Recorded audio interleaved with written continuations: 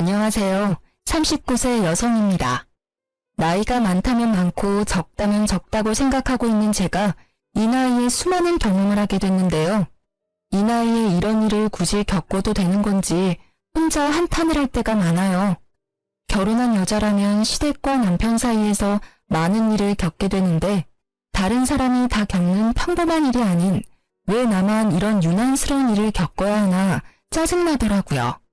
저와 남편 사이에 있었던 일로 이제 저 혼자만 끙끙 앓고 싶지 않아 이렇게 사연을 보냈습니다. 우리 남편과 시댁이 얼마나 유별난 사람인지 한번 들어보실래요? 저는 친정엄마와 단둘이 살다가 1살 많은 남편과 결혼했어요. 친정아버지는 10년 전 교통사고로 돌아가셨고요. 친정아버지가 살아계셨을 때도 원래 형편이 좋지 못했어요. 그래서 전 고등학교 다닐 때부터 평일 주말 가리지 않고 매일 알바를 해왔는데요. 근데 친정아버지가 돌아가신 이후부터 엄마와 단둘이 살게 됐고 전 더욱 독하게 마음먹으며 일하게 됐어요. 제가 어릴 때부터 엄마는 가정부로 일했어요. 제가 지금 남편과 결혼하고 나서도 늦은 나이까지 가정부로 일을 하셨고요. 아버지가 하늘나라로 갔기 때문에 남편과 결혼을 해야 할지 고민이 많이 됐어요. 아무래도 엄마 혼자 작은 집에 남아서 지낸다고 생각하니까 마음이 쓰이더라고요. 친정엄마는 자기 신경 쓰지 말고 시집가고 싶으면 마음 편하게 가라고 했어요. 그래서 전 그렇게 무거운 마음을 내려놓고 남편과 결혼했는데요. 그렇게 저와 결혼한 남편은 20대 후반부터 가게를 운영한 자영업자예요. 남편은 오래전부터 본인 사업을 꾸리는 게 꿈이었던 사람이라서 남들이 대학 갈 때 본인은 바로 일하게 됐다고 해요. 열심히 여기저기 가게에서 알바를 하다가 남들은 몇 번 망한 뒤 성공한다고 하는 사업을 남편은 운이 좋게도 첫 가게가 바로 성공하여 가게 3개까지 늘릴 수 있었어요. 그런 남편의 가족은 시어머님, 시누이가 전부예요. 시아버님은 암으로 돌아간 지 몇 년 되셨어요. 그래서 남편이 시어머님과 아가씨를 책임지고 있었고요. 저와 결혼하기 전까지만 해도 남편의 가게 수입은 나쁜 편은 아니었다고 해요. 근데 자세한 내막을 살펴보니 꼭 그렇지만은 않았어요. 남편이 저와 결혼하기 전 가게 운영이 바짝 잘 되는 것 같아서 매장을 늘린 거였는데 저와 결혼할 무렵부터 가게의 사정이 좋지 않았다네요. 그래서 남편과 결혼 준비하면서 엄청 싸웠어요. 당신 나한테 결혼하자고 프로포즈할 때 돈 많이 모아놨다고 결혼 걱정하지 말라고 했었잖아. 그거 다 거짓말이었어? 요즘 가게 사정 안 좋다며. 가게 사정 안 좋은 거 어떻게 알았어? 엄마가 그래? 아니면 내 동생이? 누가 얘기했는지가 중요해? 어제 당신 보려고 가게 갔는데 없어서 매장 매니저한테 물어봤더니 당신 친구 만나러 잠깐 나갔다고 말하면서 요즘 가게 사정 안 좋은데 사장인 당신은 매장 도울 생각 전혀 안 한다더라. 가게 지금 적자라며. 대출금도 매달 나가는데 당신은 오히려 대출금 내야 할 돈으로 매일 탱자탱자 놀고 있다며. 난 당신이 매장 운영 잘 되는 편이고 그래서 매장 3개까지 늘렸다고 하길래 수입이 안정적인 줄 알았더니만 그거 다 허풍이었네. 매니저 말로는 이 상태 계속 유지되면 조만간 폐업도 생각해야 한다고 하던데 맞아? 이 자식은 할 말 못할 말 구분 못하고. 걔 말이 맞아. 요즘 가게 사정 안 좋고 당신한테 미리 말 못해서 미안하고. 아직 가게 대출금도 아직 다 못 갚았어. 원래 매장 운영 잘 되던 편이라서 내가 굳이 신경 안 써도 됐었어. 다만 최근 몇 달 동안만 가게 매출이 좀 안 좋았던 것 뿐이야. 그동안 장사가 잘 된 편인데 대출금 다 못 갚은 게 말이 안 되잖아. 당신 대출금도 다 못 갚은 수준이면 돈도 많이 못 모았겠네? 그래놓고 왜 나한테 결혼하자고 한 거야? 당연히 너 좋아하니까 결혼하자고 한 거지. 자기야, 우리가 고작 몇 달 짧게 만난 사이도 아니고 이런 일로 헤어지거나 하지 말자. 내가 가게 대출금만 있을 뿐이지 사채 빚이 있거나 한 게 아니잖아. 그러니까 이런 일로 서로 마음 상해하지 말자. 이때 남편한테 숨기지 말고 모든 걸 다 오픈하라고 말했습니다. 남편은 이제까지 돈을 많이 벌고 모아둔 것처럼 프로포즈를 했던 사람인데 알고 보니 그게 다 허풍이었어요. 남편이 저와 결혼하자고 말했을 때 전 감추지 않고 솔직하게 말했었어요. 모아둔 돈이 3천만 원밖에 없다고 했는데 본인은 많으니까 걱정하지 말라고 하더라고요. 그래놓고 저와 남편이 모아둔 돈 모두 합치니 1억조차 넘지 않았어요. 이 돈으로는 집 구하는 것부터 결혼식까지 준비하는 게 어려웠어요. 그래도 남편이 앞으로 잘하겠다고 떵떵거리길래 그 말을 믿고 대출 등 여러 도움을 받아 결혼하기로 남편과 합의 보게 됐습니다. 근데 시어머님은 그런 제가 마음에 들지 않았나 봐요. 결혼 허락을 구하러 갔을 때부터 우리 결혼은 물론 저의 사정을 듣고 똥 씹은 표정으로 항상 절 바라보셨어요. 부모님은 무슨 일 하시니? 엄마는 가정부로 일하시고 아버지는 오래전에 교통사고로 돌아가셨어요. 그래서 가족은 엄마와 저 둘뿐입니다. 돌아가시기 전에 아버지가 어머니나 너 앞으로 남기고 간 유산 같은 건 전혀 없고 사망보험금이라든지. 네? 없는데요. 그런 건 왜 물으세요? 너희 둘이 결혼한다고 이렇게 내 앞에 떡하니 앉아있는데 너희들 결혼할 때 쓸 비용부터 너 친정집 사정까지 모두 내가 알고 있는 게 맞다. 그럼 어머님이 너희 결혼할 때 도와줄 돈도 하나도 없겠네? 그러면서 그 푼돈으로 결혼하겠다고 하는 거야? 무슨 생각으로?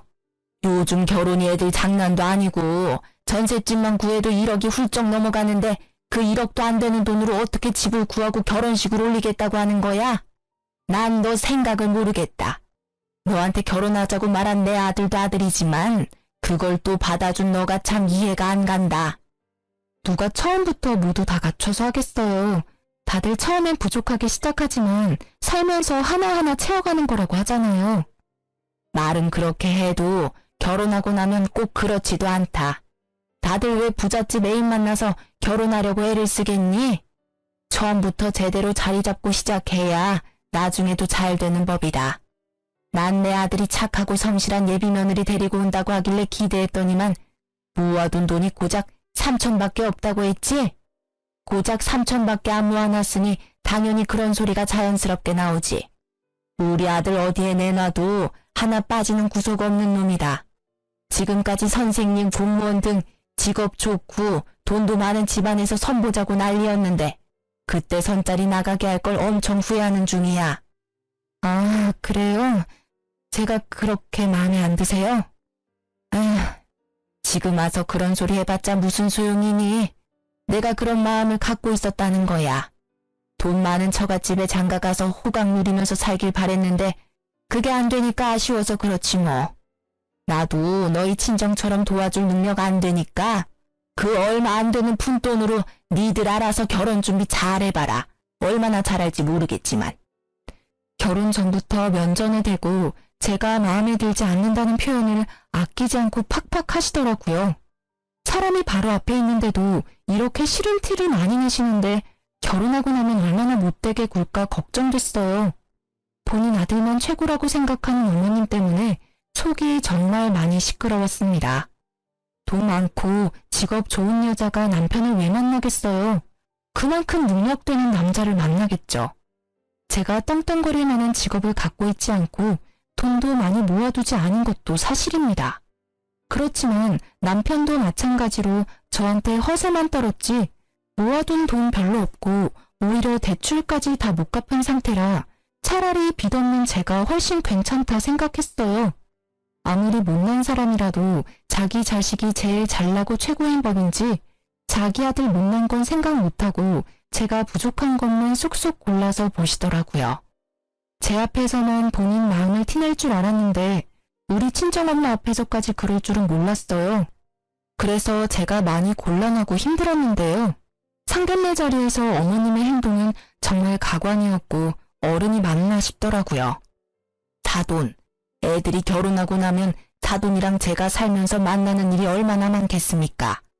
1년에 한 번조차 보지 못하는 사이가 바로 사돈지간 아니겠습니까? 이렇게 상견례와 결혼식 때나 보지 앞으로 사돈이랑 이렇게 마주보고 앉아 얘기할 일이 많지 않을 것 같으니 오늘 솔직하게 다 말할게요. 사실 저 이 결혼 마음에 안 듭니다.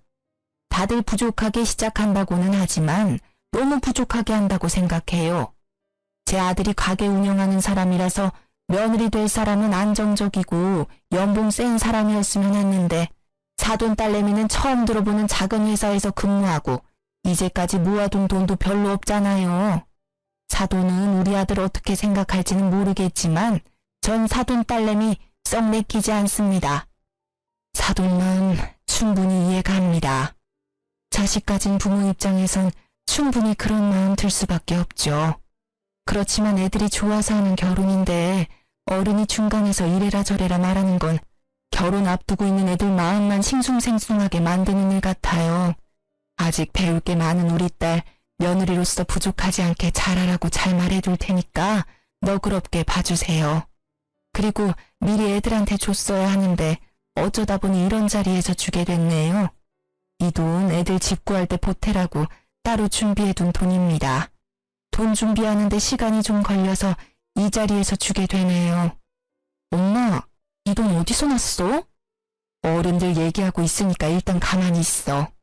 사돈, 앞으로 우리 딸 잘 부탁드립니다. 우리 딸이 사돈 아드님에 비해 부족하다고 느끼시겠지만 그래도 저의 소중한 딸아이입니다. 우리 딸 앞으로 잘 부탁해요. 부족한 게 많은 딸이지만 심성 하나는 참 착한 아이입니다. 그러니 너그러운 마음으로 딸이라 생각하고 우리 딸 잘 봐주세요.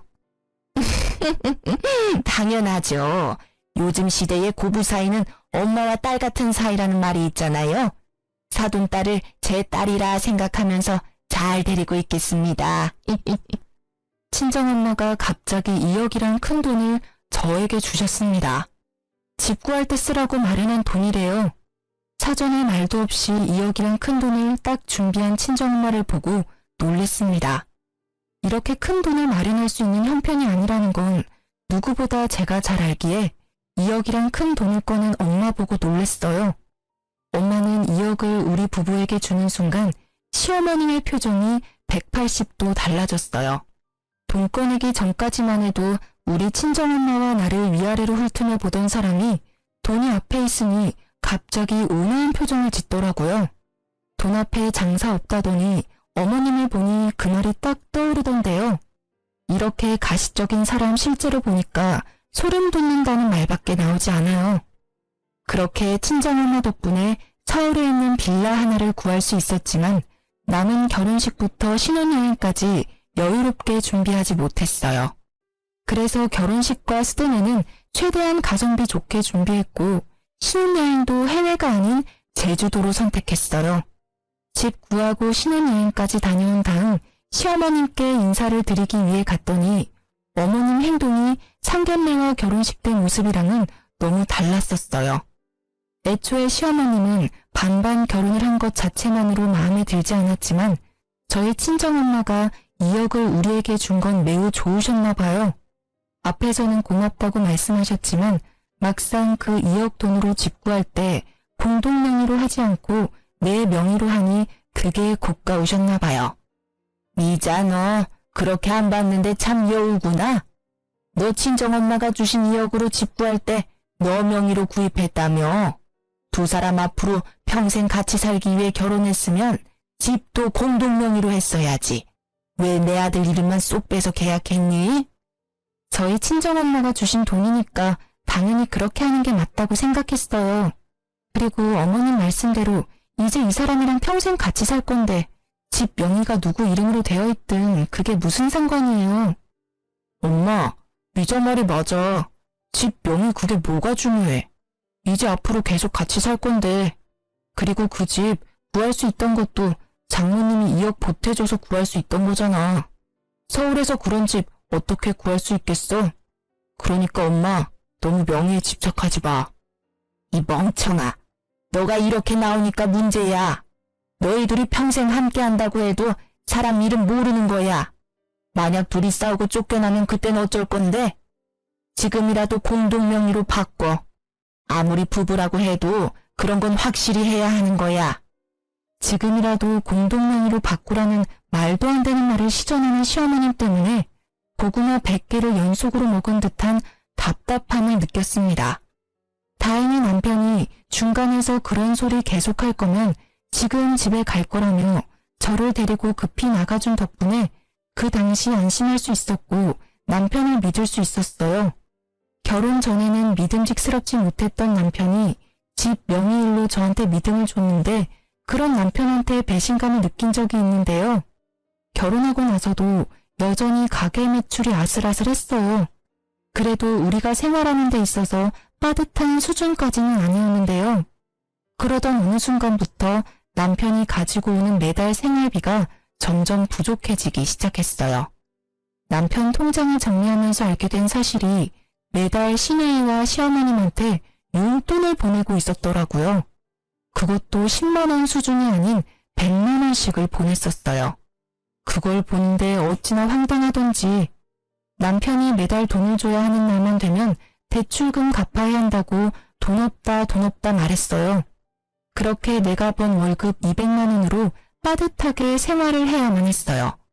먹고 싶은 거 못 먹고 하고 싶은 거 하지 못하며 힘들게 살고 있는데 시어머님한테 매달 용돈 주고 있는 게 엄청 서운하더라고요. 제일 서운했던 건 우리 친정엄마한테 용돈 한 번 준 적이 없다는 거였어요. 우리 친정엄마는 우리 집 구할 때 보태라고 2억 준 것도 모자라서 남편 생일마다 상다리 부러질 정도로 맛있는 밥 만들어 먹이는데 그런 남편은 우리 엄마한테 받을 줄만 알지 자주 얼굴을 비추지도 않았어요. 내가 같이 가자고 해야 가지 먼저 가자는 말 꺼낸 적도 없었고요. 그래서 이 일로 크게 싸우게 됐습니다. 당신 어머님이랑 아가씨한테 매달 100만 원씩 용돈 보내고 있었더라? 어? 그거 어떻게 알았어? 매장 직원이 당신한테 일렀어? 매장 직원도 알고 있어? 매장 직원도 아는 사실을 이제까지 나한테 숨겼던 거였어? 당신은 날 와이프로 생각은 해? 매장 직원도 아는 사실을 왜 나만 모르고 있어야 하냐는 거야. 상의도 없이 왜 어머님한테 매달 돈 보내? 그것도 10만 원, 20만 원도 아니고 100만 원씩이나. 자기도 알잖아. 우리 엄마 맨날 힘들게 사는 거. 아빠 돌아가시고 나서 맨날 돈 없다 힘들다 입에 달고 사는데 아들로서 그런 엄마를 모른 척할 수 있겠어? 당신이랑 결혼하기 전까지 나랑 엄마랑 같이 살다 보니까 돈 걱정이 없었는데 이제 나랑 떨어져 지내니까 생활하는 게 좀 힘든가 봐. 그래서 당분간만 도와주기로 한 거야. 우리 엄마 연세도 있는데 일하기도 힘들고.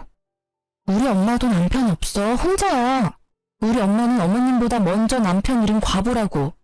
그래도 엄마는 지금까지도 일 열심히 해. 그래서 지금까지 나한테 손 벌린 적도 없어. 어머님은 우리 엄마랑 나이 차이가 얼마나 난다고 연세가 많아서 일을 못한다고 해? 어머님 아직 60대야. 내 친구 시어머님들은 정년퇴직 진작에 했는데도 집에만 있으면 몸이 간지럽다고 심심할 때마다 알바한다더라. 왜 남의 엄마랑 우리 엄마랑 비교해? 그리고 장모님은 원래 꾸준히 일해왔던 분이고 우리 엄마는 아빠가 돌아가시기 전부터 전업주부로 지내셨던 분이야. 어떻게 같을 수가 있어? 뭐가 달라?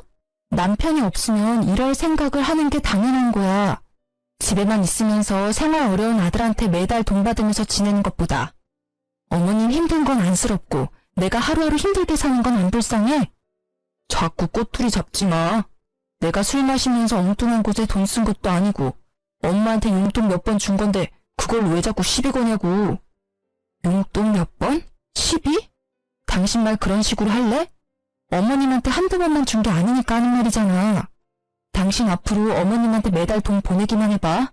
알아서 해. 이번 달은 이미 어머님한테 돈 보냈으니까 어쩔 수 없고 다음 달부터 그 돈 나한테 줘.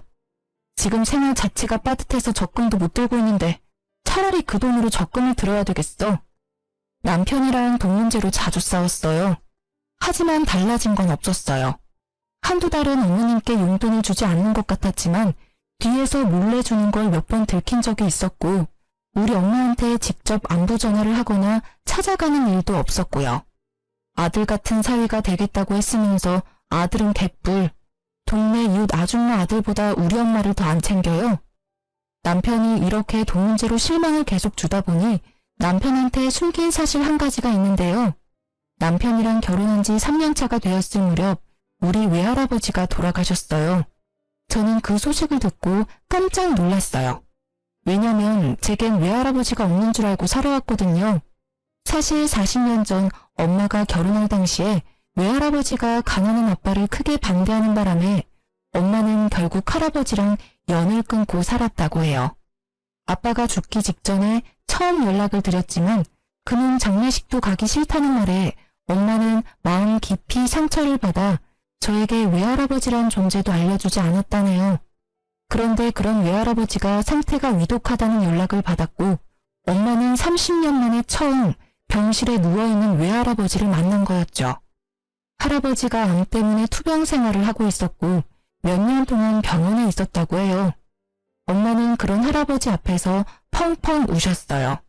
일주일 뒤에 할아버지가 돌아가셨고요. 할아버지 유일한 자식인 엄마는 할아버지의 전 재산을 상속받게 됐는데요. 할아버지는 총 30억이 넘는 재산과 서울 중심에 있는 큰 상가 건물 한 채를 갖고 계셨어요. 그걸 모두 엄마가 상속받게 된 거였고요. 한순간에 많은 돈을 얻게 된 엄마는 그런 저에게 이 사실을 바로 알렸고 엄마와 마찬가지로 저도 굉장히 놀랐어요. 처음 본 외할아버지가 일주일 만에 돌아가신 건 안타까웠지만 매일 혼자 살면서 힘들게 가정부 일을 하고 있는 엄마가 안쓰러웠는데 이제 돈 때문에 허덕이지 않아도 되는구나. 이기적일 수 있지만 제겐 다행이라고 생각했어요. 이 사실을 남편에게 알려야 하나 고민이 많았지만 전 알리지 않기로 했어요. 제가 맨날 돈 문제로 고민하는 걸 아는 친정엄마도 굳이 알리지 말라고 했고요. 사실 엄마도 남편과 시어머님을 굉장히 괘씸하게 보고 있거든요. 시어머님은 우리 결혼할 때 도와준 거 하나도 없으면서 정작 우리 엄마한테 이것저것 바라는 눈치였고 게다가 남편보다 내가 아래인 것 마냥 대하는 어머님의 태도가 마음에 들지 않았다고 했어요. 그리고 남편도 날 평생 책임질 것처럼 데려가 놓고 정작 시어머니만 챙길 뿐 고생은 제가 다 하고 있으니 속상하다고 매번 말씀하세요. 그런데 어느 날 오랜만에 본 엄마의 낯빛이 유독 어둡고 요즘 몸에 기력이 없다고 하셔서 대학병원에 데려가 종합검진을 받게 해드렸는데요. 의사 말로는 신장 기능이 너무 떨어져 있어서 당장 혈액투석을 준비하자고 말씀하셨어요. 엄마가 외가 쪽 대대로 신장이 좋지 않다는 건 알고 있었는데 이렇게 빨리 안 좋아질 줄은 전혀 몰랐다며 저도 그렇고 엄마도 너무 속상해하셨어요. 친정엄마가 아프다고 하는데도 남편은 여전히 친정엄마 보러 갈 생각을 안 하더라고요. 그런 남편을 볼 때마다 얼마나 정이 떨어지던지. 친정엄마가 아프다는 소식을 들은 저는 일을 그만두고 간병인 대신 보필하게 됐어요. 남한테 엄마를 맡기는 건 너무 불안하더라고요. 그리고 제 마음도 좋지 않고요. 그래서 제가 매일매일 엄마 옆에 있기로 했는데 남편은 그게 마음에 들지 않는 모양이에요. 매달 돈을 벌어오던 내가 엄마 옆에서 간병을 한다고 하니까 그게 싫었던 것 같아요. 그래도 남편은 반대하진 않았어요. 놀려고 일을 그만둔 게 아니고 친정엄마가 아파서 그만둔 거라 이 상황에서 나한테 따지고 들면 본인이 나쁜 사람이 된다는 걸 알기 때문이에요. 그리고 지난번에 본인이 엄마한테 매달 용돈 드린 걸 들킨 전적이 있기 때문에 저한테 일 그만두는 걸로 트집을 잡지 않더라고요.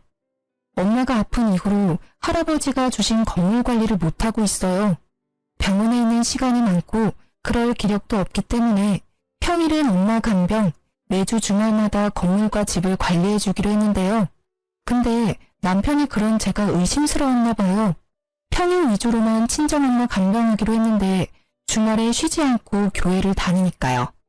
그래서 남편은 주말 하루 가게로 가지 않고 절 미행했나 봐요. 제가 매주 친정엄마 건물로 출근 도장을 찍으니 남편이 1층에 카페를 운영하고 있는 임차인에게 저에 대해서 물어봤다고 하는데요. 이자씨, 잠깐만 얘기 좀 할래요? 안녕하세요. 지금 가게 한창 바쁠 시간 아니에요? 이자씨한테 꼭 말해줄 게 있어서요. 그래서 직원한테 잠깐 양해 구하고 나왔어요. 다름이 아니라 며칠 전에 어떤 남자가 이자씨에 대해 물어보고 가더라고요. 그래서 제가 이 건물주 딸이라고 말해주긴 했는데 좀 이상해서요. 네? 어떤 남자가요? 어떻게 생긴 남잔데요? 날 찾을 남자는 없을 텐데. 2층에 곧 가게 하나 빠진다고는 들었는데 거기 알아보고 있는 분인가? 상가 임대자리 알아보는 것 같진 않았어요. 그 남자가 미자씨 콕 집어서 물어보는 것도 수상하고, 미자씨가 매주 주말마다 건물 관리하러 올 때마다 그 남자가 저 멀리서 지켜보는 것 같더라고요. 키는 180은 넘는 것 같고 덩치도 좀 있었어요. 피부는 까무잡잡한 편이에요. 만약 그 남자 또다시 찾아오거나 저 찾으면 그때 바로 저한테 전화해주세요. 제가 걱정이 됐던 임차인은 어떤 남자가 저에 대해 물어봤으니까 조심하라고 말해주더라고요. 건물 CCTV를 확인해보니까 남편이 약 3주 동안 건물 앞에 어슬렁거린 게 딱 찍혔더라고요.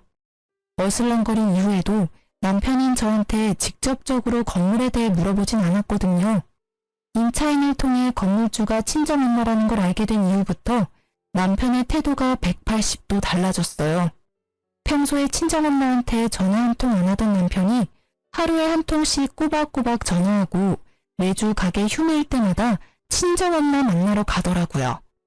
장모님, 저 왔어요. 오늘 몸은 어떠세요? 지난주보다 살이 더 빠진 것 같아요. 아이고, 우리 윤서방 왔어? 점심은 먹고 온 거야? 그럼요. 장모님도 점심 챙겨 드셨어요? 약은요? 이럴 때일수록 밥 꼬박꼬박 잘 챙겨 드셔야 해요. 예전처럼 하루에 한 끼만 드시지 마시고요. 지난번에 보니까 병원밥 절반도 안 먹던데요. 그러지 말고 꼭 다 드세요. 우리 윤서방이 내 걱정해주니까 좋네. 결혼하고 나서 한동안 얼굴 잘 비추지도 않더니만 처음엔 아픈 게 싫었는데 윤서방 보면 아픈 게 가끔은 좋네. 죄송해요. 이제부터 잘할게요. 당신 가게 일 안 바빠? 이렇게 자리 오래 비워도 돼? 가게보다 장모님이 먼저지. 가게는 나 없이도 알아서 돌아가. 당신 볼 일 있으면 보고 와. 내가 장모님이랑 있을게. 갑자기 왜 그래? 왜 안 하던 짓을 하냐고. 당신 원래 우리 엄마 이렇게 알뜰살뜰 잘 안 챙겼잖아. 엄마 아프다는 소식 들었을 때도 바로 엄마 만나러 가지도 않던 양반이 왜 이제 와서 잘하는 척 하냐고. 미자야, 윤서방한테 왜 그래? 이제야 사위 노릇 한다는데 너무 뭐라 하지 말고. 엄마는 가만히 있어봐.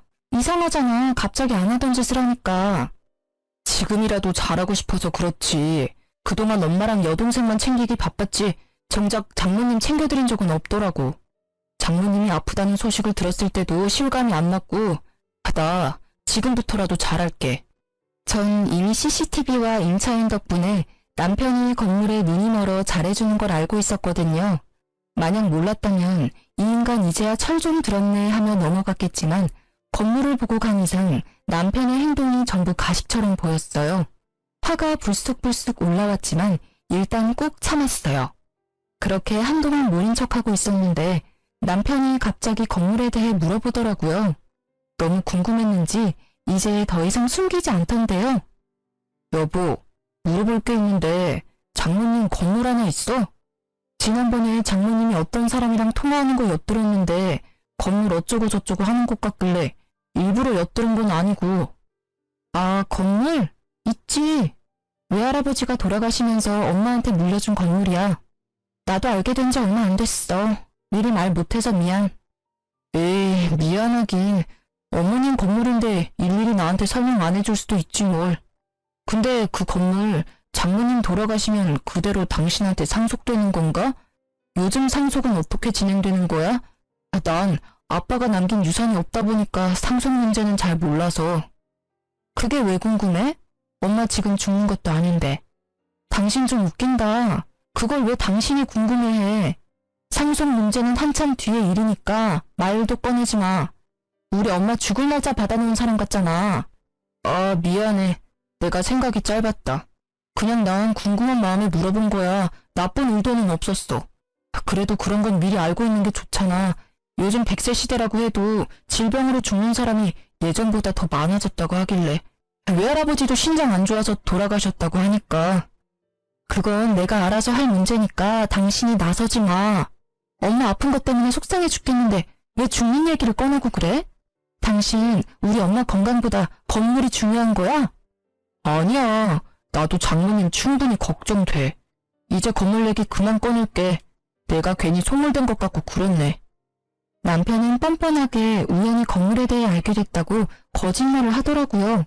그래서 저도 일부러 말을 아꼈어요. 근데 남편은 우리 엄마 건강보다 건물이 중요한지 건물 상속 문제에 대해서 묻기 시작하더라고요. 마치 엄마가 죽은 날짜 받아놓은 사람처럼 말이에요. 울컥한 저는 남편한테 언성을 높였는데 남편은 바로 미안하다고 사과를 하더군요. 옛날 같으면 내가 이렇게 화를 낼 때 남편도 같이 맞대응하는 편이었어요. 근데 지금은 절대 그렇지 않아요. 내가 화내면 바로 수긍하고 미안하다고 바로 사과를 하더라고요. 최대한 제 신경을 건들지 않으려고 참는 것 같았어요. 그런 남편을 볼 때마다 원래 이렇게 개선적인 사람이었나 배신감이 들더라고요. 그러던 어느 날 남편이 먼저 잠든 밤이었어요. 한동안 마음이 편치 않아 잠을 깊이 못 잤어요. 엄마 걱정 때문에 마음 편치 않는데 남편이 자꾸 옆에서 짜증나게 하다 보니 예민해져서 불면증이 찾아왔었거든요. 남편이 먼저 잠들고 전 누워서 뒤척이고 있는데 갑자기 남편 핸드폰 문자 알림 진동이 울렸어요. 이 늦은 새벽에 남편한테 연락할 사람이 없다는 걸 알고 있기 때문에 어떤 사람이 이 늦은 시간에 연락했는지 궁금했어요. 원래 남편 핸드폰을 보거나 하지 않는 편인데 왠지 이날따라 꼭 보고 싶더라고요. 그렇게 남편 핸드폰을 확인했는데 충격적인 문자 내용을 확인하게 됐어요. 그건 바로 시어머님과 남편이 나눈 문자 내용인데요.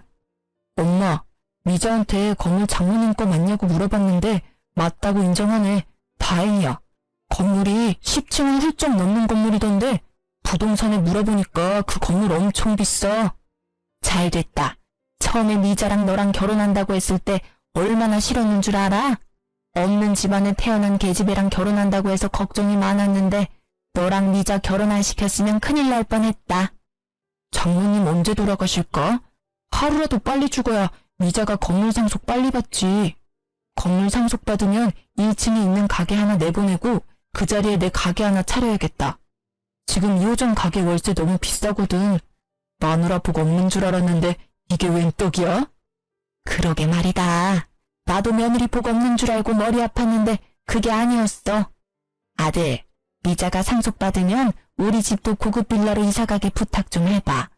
지금 살고 있는 집 너무 오래돼서 인테리어 공사라도 해야 하나 걱정했는데 나중에 너가 대신 물어봐줘.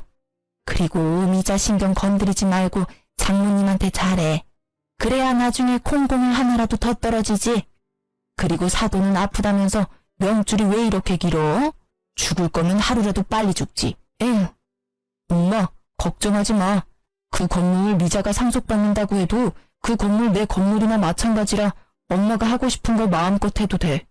그러니까 돈 펑펑 쓸 준비나 하고 있어. 외가 쪽에 유전적으로 신장이 안 좋다네. 미자도 장모님 닮았으면 오래 살 팔자는 아닐 거야. 그럼 그 건물 당연히 나한테 넘어오겠지? 너무 좋다. 문자 내용이 너무 충격적이라 숨이 턱턱 막혔어요. 옆에서 자고 있는 남편을 보는데 뺨 한 대 올려붙이고 싶었거든요. 겨우 참고 남편과 시어머님이 나눈 문자 내용을 모두 사진으로 남겨놨어요. 나중에 딴 말 못하게 하려고요. 이날 잠 한숨도 못 자고 밖에서 많은 고민을 했습니다. 이 남자랑 평생 살 수 없겠다는 결론이 나왔고 전 남편과 이혼하기로 결정했어요. 바로 이혼 통보를 하지 않고 남편한테 제대로 복수한 다음 이혼하고 싶었어요. 그래서 어떻게 남편을 골탕 먹일 수 있을까 고민하고 있던 때 남편이 운영 중인 가게 매출이 점점 안 좋아지기 시작했어요. 결혼 초반 때 위기를 잘 견딘 것 같더니만 다시 매출이 안 좋아지기 시작하더라고요.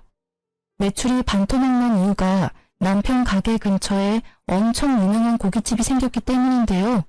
그 고깃집이 다른 지역에서 줄 서서 먹을 정도로 유명한 맛집이래요. SNS에서 엄청 난리라고 들었고요. 그 가게가 2호점을 냈는데 하필 남편 가게 근처에 오픈을 하게 됐더라고요. 남편은 동네 단골 장사로 운영되고 있던 고깃집이라서 금방 망할 위기에 놓였어요. 남편은 이겨낼 수 있다고 자신있게 말하더니 아무리 홍보를 열심히 해도 반토막이 난 매출이 다시 오르진 않더라고요. 맨날 적자만 나니까 그걸 충당할 돈이 없고 직원들 월급 밀릴 위기까지 처해지자 폐업하기로 결정했어요.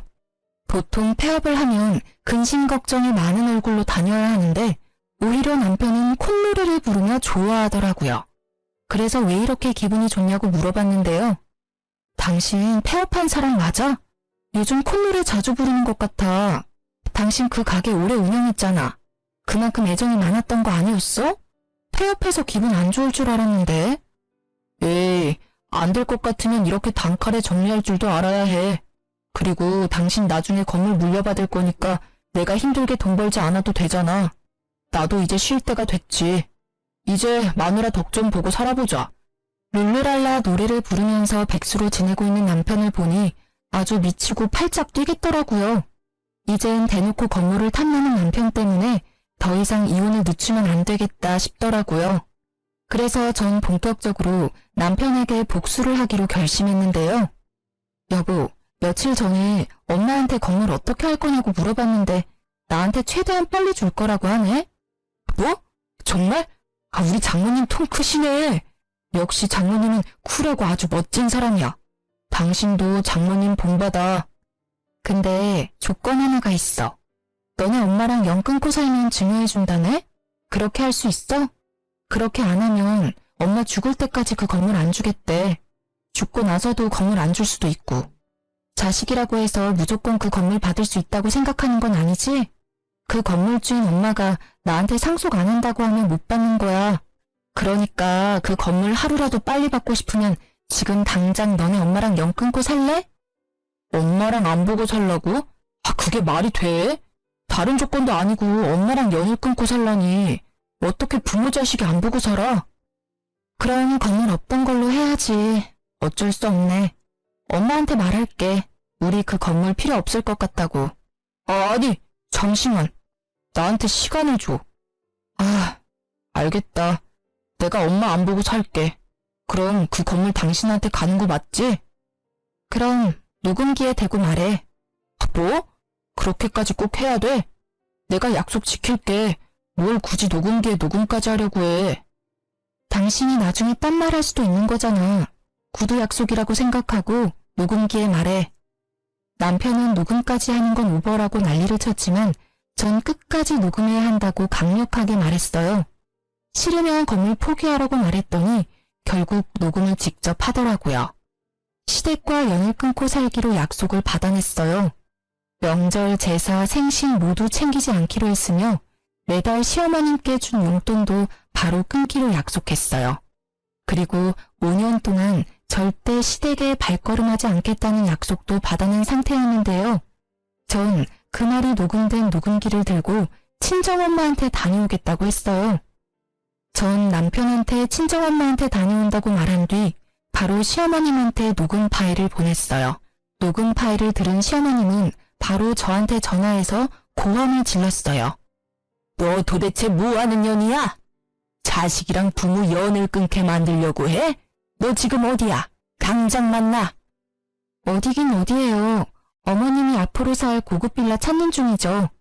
어머님, 고급 빌라에 그렇게 살고 싶으셨어요? 우리 엄마가 빨리 죽었으면 할 정도로요? 근데 왜 우리 엄마 재산으로 편하게 살 궁리만 하세요? 왜 우리 엄마 건물로 호의호식 하려고 하는 거냐고요? 너가 그걸 어떻게... 너가 지금 오해한 모양인데 난 그런 적 없다. 없긴 뭘 없어요. 거짓말 좀 하지 마세요. 어차피 어머님 고급 빌라 근처에도 못 가실 거예요. 제가 그 건물 받으면 그이가 어머님이랑 안 보고 살겠다고 저랑 약속했거든요. 우리 아들이 그럴 애가 아닌데. 암튼 내가 아들이랑 다시 연락해보마. 어머님은 당황을 감추지 못하고 바로 남편에게 전화를 해본다며 전화를 뚝 끊었어요. 전 어머님과 통화를 끝내고 바로 이혼 전문 변호사를 찾아갔는데요. 문자 내역부터 남편이 매달 시댁에 100만 원 준 내역까지 모두 보여줬어요. 그리고 이제껏 남편한테 생활비당 생활비를 받아본 적이 없다고 고작 30만 원 내놓는 사람이라고 말했어요. 그렇게 바로 변호사와 함께 이혼 소송을 진행했어요. 곧 건물 물려받을 생각에 좋아하고 있던 남편은 이혼 소송장을 받고 난리가 났는데요. 갑자기 자기한테 왜 그러냐고 약속한 거랑 내용이 다르지 않냐고 따졌어요. 그런 전 남편한테 난 모르는 일이라고 너 엄마한테 연락해서 물어봐 라는 말을 툭 던지고 전화를 뚝 끊었어요. 남편한테 하루에 수십 통씩 전화가 왔었는데 전 끝까지 안 받았어요. 전 남편과 사이가 좋지 않은 것부터 지금까지 있었던 일에 대해 친정엄마한테 알리지 않았었는데요. 근데 친정엄마는 이 사실을 전부 눈치채고 있었더라고요. 엄마가 이 사실을 어떻게 알게 된 거냐면 남편 때문에 알게 된 거였는데요. 남편이 엄마한테 직접 연락해서 건물 공시지가부터 평수까지 세세하게 다 물어봤다고 하더라고요. 그것도 모자라서 폐업을 앞두고 있는 시기에 생활비가 부족하다고 우리 엄마한테 300만 원까지 받았더라고요. 이 모든 사실을 저한테 비밀로 했고요. 전 열이 너무 받아서 집을 팔기로 했어요. 남편이 꼴 보기 싫어서 잠시 친정엄마 집에서 생활하고 있었는데 그런 엄마한테 이 일에 대해 전해 듣고 제 명의로 된 신혼집을 바로 팔았어요. 한순간에 그 집에서 쫓겨난 남편은 소송에서 패소까지 하게 됐는데요. 패소한 남편은 결국 위자료와 변호사 비용까지 전부 본인이 부담해야 했어요. 다행히 우리 부부 사이에 아이는 없었지만 아이가 없고 결혼 생활이 길지 않다는 점에서 위자료를 많이 받지 못했어요. 위자료 금액은 적지만 그래도 벼룩처럼 내 피를 빨아먹으려고 한 남편과 시댁한테 복수를 제대로 한 것 같아 속이 다 시원했어요. 제가 이혼을 성공하고 난 다음 엄마는 바로 저에게 건물 증여를 해주셨어요. 엄마도 제 간병을 받으면서 제가 빨리 이혼하기만을 기다리고 있었다네요. 건물 소유자가 바로 바뀌면서 전 건물 청소해줄 아줌마를 2명 구하기 위해 구직 사이트에 공고를 올렸어요. 공고를 올리고 바로 1시간 뒤에 여러 이력서와 연락이 왔었는데요. 그렇게 면접 볼 사람 2명을 뽑았고 그 다음날 면접을 보기 위해 만났는데 그 2명의 면접자가 바로 시어머님과 아가씨였어요. 어머님은 절 보자마자 욕설을 날리며 제 머리채를 잡으려고 하는 거 제가 건물 CCTV를 가리켰어요. 아줌마, 여전히 그 못된 성질머리 못 고치셨네요? 제 몸 털끝 하나 건드리는 순간 저 CCTV에 바로 찍히는 거 아시죠? 저 이제 그냥 가만히 있지 않아요. 콩밥 먹고 싶으면 제 머리채 잡으시고요. 너 이 나쁜 계집애, 너가 나한테 어떻게 이럴 수 있어? 내가 이제까지 너한테 어떻게 했는데 한때 가족이었던 사람한테 이렇게 해도 되는 거니? 아니 아줌마, 내 가족이라고 생각한 적 단 한 번도 없어요. 그리고 아줌마가 저한테 며느리로서 잘해주신 적 단 한 번도 없잖아요. 누가 보면 천사표 시어머니였는 줄? 전 절대 합의란 거 없는 사람이니까 돈 많으시면 저랑 한판 붙던가요. 제가 강하게 나가니 전 시모는 찍소리 못하고 주먹만 바들바들 떠시더라고요. 알고 보니 전 시모 집이 팔렸다고 해요. 20평대 노후된 집이 유일한 재산이었거든요. 전 남편이 그 집 담보로 투자를 했다고 해요. 저와 이혼한 후 위자료를 내야 하고 건물까지 가지고 있는 저를 많이 부러워했다고 하네요. 그래서 본인도 건물주가 돼보겠다고 엄마한테 엄청 어필했다고 합니다. 전 남편 말에 넘어간 어머님은 집 담보로 대출을 한 모양이에요. 투자하여 큰 돈을 번 다음 좋은 건물 하나 매입하려고 했었는데 알고 보니 투자자가 유명한 사기꾼이었어요. 그래서 그 낡은 집을 한순간에 경매로 날렸다고 해요. 남편은 당장 돈을 벌기 위해서 일용직으로 일을 했다는데요. 시멘트를 나르는 일이었는데 무리해서 들다가 허리를 삐끗하는 바람에 결국 병원 신세를 졌다고 하네요. 당연히 돈도 못 벌고 있는 상황이고요. 그래서 전 남편 대신해서 전 신우와 신우가 돈을 벌기 위해서 건물 청소 면접을 보려고 이렇게 찾아왔던 거였고요. 근데 하필 그 건물이 제 건물이었던 거죠. 전 예정을 생각해서 일하게 해준다고 말했더니 많이 망설이는 눈치였어요. 아무래도 이혼한 며느리 건물에서 청소를 한다는 게 쉽지가 않죠. 자존심이 많이 상하니까요. 망설이길래 시급 많이 올려준다고 하니 바로 하겠다며 고맙다고 하더라고요. 다음 날부터 두 사람은 청소 일을 하게 됐어요. 나름 고층이라서 청소할 구석이 많았어요. 유리창부터 벽도 계단 등 구석구석 닦으라고 말했더니 손때 하나 없이 전부 닦더라고요. 내 건물이라고 대충 할 생각이면 그만두라고 제가 단호하게 말했거든요. 그렇게 3일 동안 꼼꼼하게 청소를 시켰더니 몸살이 났는지 청소를 못하겠다고 배째라 시전하더라고요. 그래서 전 바로 그 자리에서 해고했습니다. 하루 푹 쉬고 다음날 전 신우가 절 따로 찾아왔는데요. 미자야, 내가 미안하다. 내가 한동안 안 하던 일을 하려고 하니까 너무 힘들어서 그랬어. 한 번만 봐줘.